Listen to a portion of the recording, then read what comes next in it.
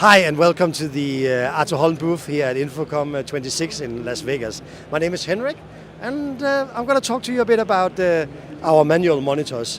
Holm is known for all motorized solutions, but in this case we also have a couple of manual monitors. This is the Holm AH1 and it's a monitor that is done completely in aluminum. It has a very sleek design. You have, of course, the traditional features of touchscreen and cameras and whatever you require for it. You have a USB-C pass-through, and you can get them in different sizes up to 22 inches. But the whole idea is to have a monitor that is available when in use, and when no longer in use, you can just push it down. You still see it, but we have taken care of making it very minimalistic. We have also taken care on the back, if you see that there's no cable sticking out.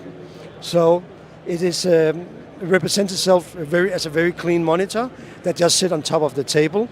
If you want to find out more about this monitor, come and see us here at our booth at InfoComm or go to atholm.com.